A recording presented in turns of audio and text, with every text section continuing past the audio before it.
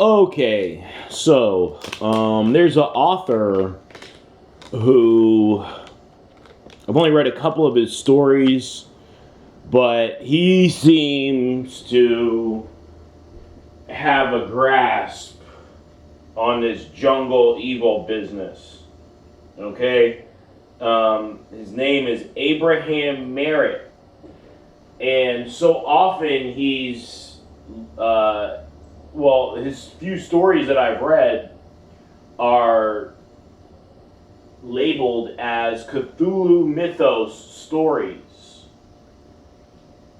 And while indeed they do feature tentacles,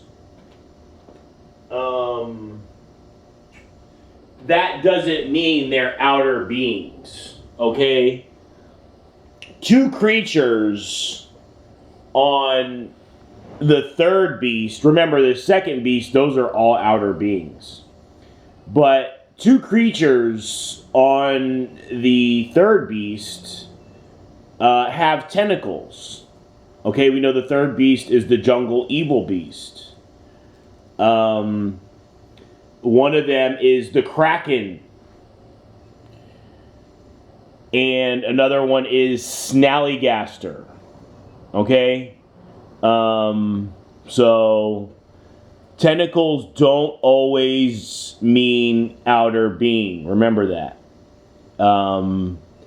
And I think it's really important to differentiate between those two sides. Okay?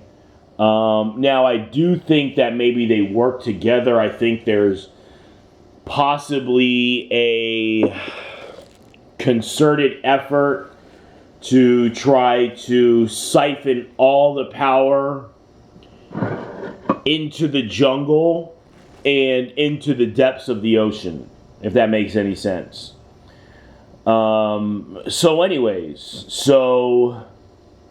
Yes, these stories, the beings they're dealing with in there sometimes do have tentacles, sometimes do have an affinity for water or whatnot, but that doesn't make them outer beings. Now, speaking of outer beings, remember, they're rooted in cosmic madness. That is their calling card. Okay? Who do you think that the Looney Tunes cartoon characters are? You're right, they're all outer beings. I'll be exposing them later.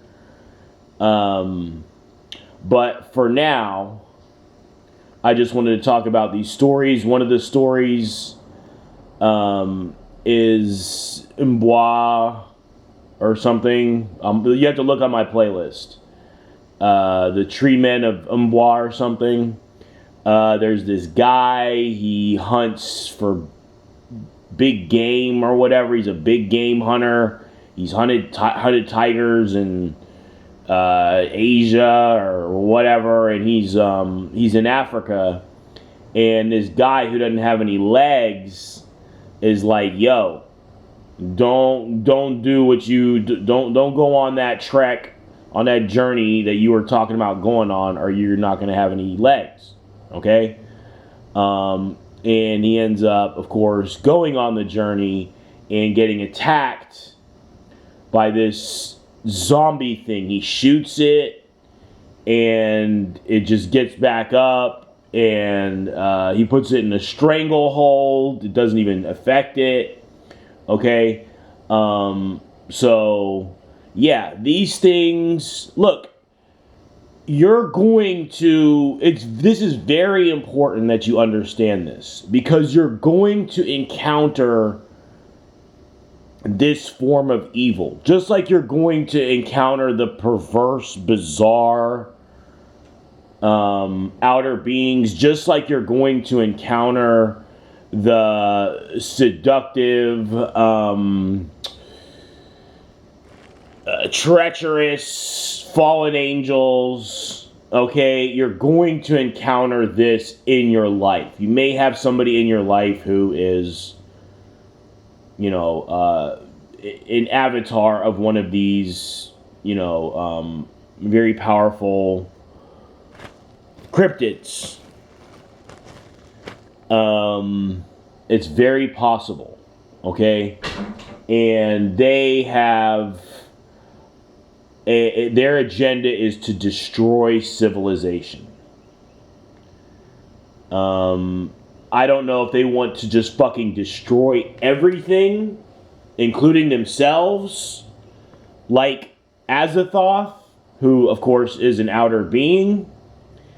But they are totally against society, against probably even technology. They wanted to go back to the laws of the jungle. So much we're seeing this. So much. Listen, stupidity reigns right now. Okay? Now, there's different types of stupidity. Okay?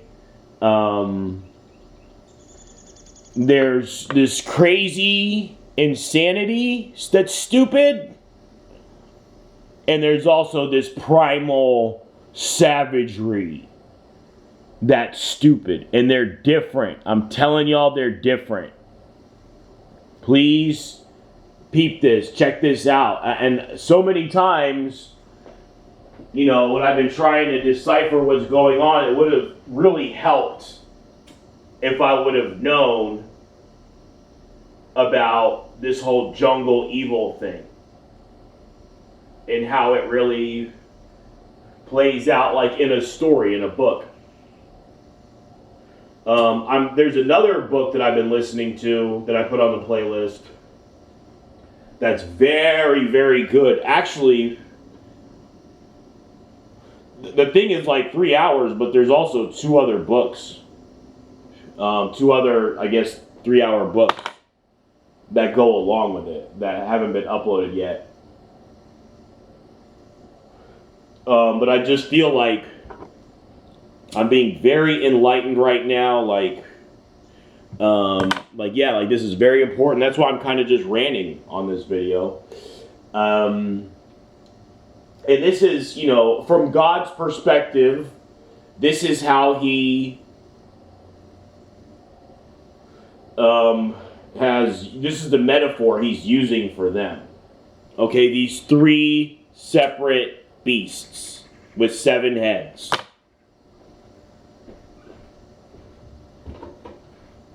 And of course, those beasts are leaders of, those 7 heads are leaders of hundreds, maybe thousands of other entities. That beast is just a representation of this force of evil. And it's funny because who got exposed first? Well, of course, the fallen angels. That's the first beast. Hollywood, supermodels, that's all them right there. Who got exposed second?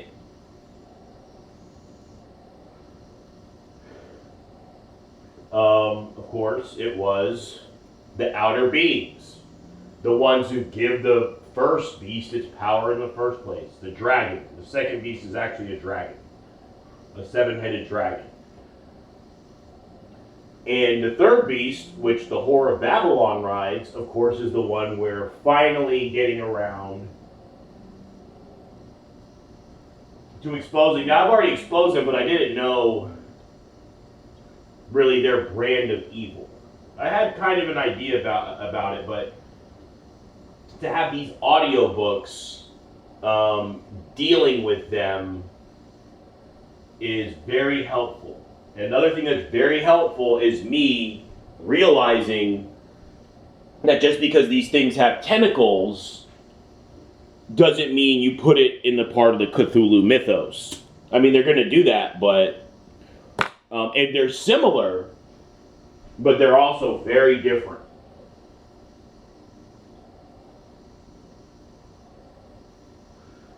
The outer beings are basically just smarter, I would say, or more technologically advanced. Now, these other things may have more advanced magic. That's possible. And something else that's very interesting in these books is they talk about this abyss that these things can return to. You can never destroy them. They'll just go back to the void and come back. Okay? Now, in Dungeons and Dragons, remember the demons are this beast. The devils are the first beast. And the demons can never be defeated. It's an eternal war between the devils and the demons. The devils, they want to control everything. The demons want to destroy everything. And so it's interesting because these demons in the realm of Dungeons and Dragons, yes, they return to the void. Their layer of the void, there's these hundreds of layers of the void, and one big bad demon will control an entire layer in the abyss. So yeah, those two things match up. So anyways, so I just wanted to kind of rant on this. I felt like it needed a little bit more, at least a little bit more, just rant time.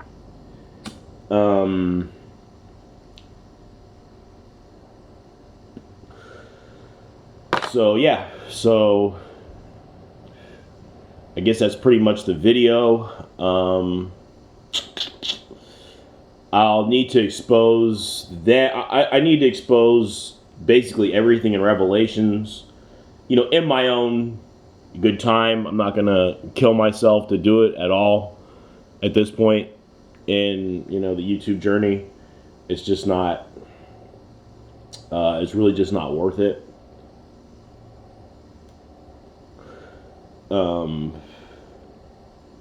People don't seem to care enough, about these angels that are the seven Holy Spirits of God that have built God's world basically in a lot of ways.